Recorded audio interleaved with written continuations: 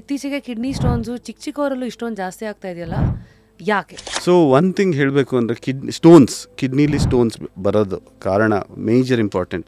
ಅದು ಬಂದ ತಕ್ಷಣ ಎಲ್ಲರೂ ಹುಡುಕ್ತಾರೆ, ಜೆನೆಟಿಕ್ಸ್ ಅಂತೆ, ಅದಂತೆ ಇದಂತೆ. ಒಂದು ಮೆಟಬಾಲಿಕ್ ಪ್ಯಾನಲ್ ಅಂತ ಮಾಡಿಸ್ತೀವಿ, blood test, urine test, 24 urine test. But ಅದರಲ್ಲಿ ಕಂಡುಹಿಡಿಯೋದಕ್ಕೆ ಆಗೋದು ಒಂದು 10 to 20%. Rest is not able to found out.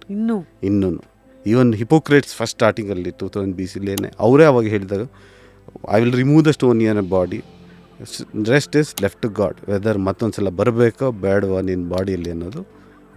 So no one has made out that what is the cause. But majority of them, the most common causes ನೀರು ಕುಡಿಯೋದಿರೋದು, dehydration ಮಾಡ್ಕೊಳೋದು. So dehydration is one of the thing which causes the stone in the kidneys. Dehydration ಅಂದರೆ ಈಗ ದಿನಕ್ಕೆ 4 litre ಕುಡಿದೇ ಇರೋದಾ, 5 litre?